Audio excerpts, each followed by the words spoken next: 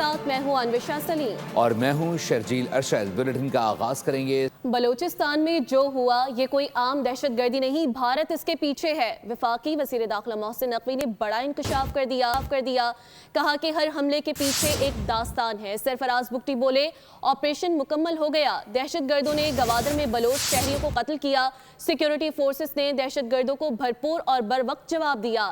ایسے 10 حملے بھی دہشت گردی کے خلاف ہمارے عزم کو کمزور نہیں کر سکتے۔ جو اس ٹائم ضروری ہے، جو دنیا کو پتہ چلنی ضروری ہے کہ یہ دہشت گرد نارمل دہشت گرد نہیں ہے۔ India is behind those attacks. I can tell you for sure that India planned these attacks along with these terrorists۔ اور ہم آپ کو ایک چیز بتا دیں کہ ہم ایک چیز کے پیچھے جائیں گے، جس طرح سی ایم صاحب نے کہا، کسی ایک بندے کو بھی نہیں چھوڑیں گے جس نے اس اٹیک میں حصہ لیا ہے۔ میں سمجھتا ہوں کہ سیکورٹی فورسز نے جو ریبٹل دیا ہے، جو رسپانس دیا ہے، دیٹ از سپرب۔ میں تمام ان کو غازیوں کو، شہداء کو سلام پیش کرتا ہوں۔ اللہ تعالیٰ اس فتنے کو، ہمارا جو ریزولو ہے، اس طرح کے 10 اٹیکس بھی ہمارے ریزولو کو جو ہے وہ کمزور نہیں کر سکتے ہیں۔ امریکی ناظم الامور نیٹلی بیکر نے بلوچستان میں دہشت گردی کی مذمت کر دی۔ نیٹلی بیکر کی جانب سے جاری بیان میں کہا گیا ہے کہ ان حملوں کی ذمہ داری بلوچستان لبریشن آرمی نے قبول کی ہے، جو امریکہ کی جانب سے نامزد کردہ ایک غیر ملکی دہشت گرد تنظیم ہے۔ نیٹلی بیکر نے دہشت گردی کے متاثرین، ان کے اہل خانہ اور اس واقعے سے متاثر ہونے والے تمام افراد سے دلی ہمدردی اور تعزیت کا اظہار کیا ہے۔ وزیر دفاع خواجہ آصف نے بلوچستان میں دہشت گردی کے حالیہ واقعات پر قوم کو پیغام دیتے ہوئے کہا ہے کہ دہشت گردی کسی حقوق کی جدوجہد کا نام نہیں ہے۔ ایکس پر ان کا کہنا تھا کہ بیرونی سرپرستی میں چلنے والی دہشت گردی کا ہدف پاکستان اور بلوچستان کے اپنے لوگ ہیں۔ دہشت گرد ترقی، امن اور روزگار کے مواقع کے دشمن ہیں، اس لیے مزدوروں، مسافروں اور عام شہریوں کو نشانہ بناتے ہیں۔ انہوں نے کہا کہ یہ گروہ مجرمانہ نیٹ ورکس، منشیات، بھتہ خوری اور اسمگلنگ سے مالی مدد لیتے ہیں اور سوشل میڈیا کے ذریعے نوجوانوں کو گمراہ کرتے ہیں۔ وزیر دفاع نے واضح کیا ہے کہ ریاست پرعزم ہے اور دہشت گردوں، سہولت کاروں اور بیرونی ہینڈلرز کو منطقی انجام تک پہنچایا جائے گا۔ بلیٹن میں آگے بڑھیں گے۔ آپ کو بتائیں کہ ذوالفقار علی بھٹو کی پھانسی سے متعلق صدارتی ریفرنس پر سپریم کورٹ کے جسٹس محمد علی مظہر نے تفصیلی رائے جاری کر دی ہے۔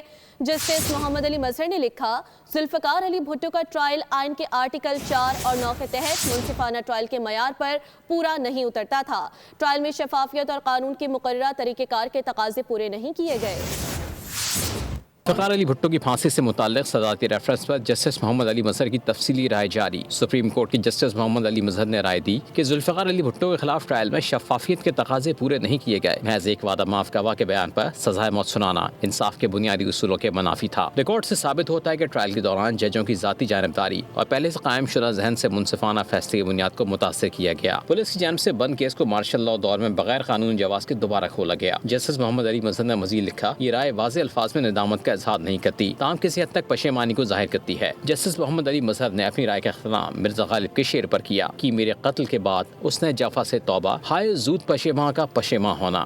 حکومت نے رد و بدل کے ساتھ پیٹرولیم مصنوعات کی قیمتوں کا اعلان کر دیا ہے۔ ہائی اسپیڈ ڈیزل کی قیمت میں 11 روپے 30 پیسے فی لیٹر کا بڑا اضافہ کر دیا گیا ہے، جبکہ پیٹرول کی قیمت برقرار رکھی گئی ہے۔ پیٹرولیم مصنوعات کی قیمتوں میں رد و بدل، ڈیزل مہنگا، پیٹرول کے نرخ برقرار۔ آئندہ 15 روز کے لیے نئی قیمتوں کا اعلان۔ پیٹرولیم ڈویژن کے نوٹیفیکیشن کے مطابق ہائی اسپیڈ ڈیزل 11 روپے 30 پیسے فی لیٹر مہنگا ہو گیا۔ اضافے کے بعد ہائی اسپیڈ ڈیزل کی قیمت 257 روپے 8 پیسے سے بڑھ کر 268 روپے 38 پیسے فی لیٹر ہو گئی۔ نوٹیفیکیشن کے مطابق پیٹرول کی قیمت میں کوئی تبدیلی نہیں کی گئی۔ پیٹرول کی قیمت بدستور 253 روپے 17 پیسے فی لیٹر پر برقرار رہے گی۔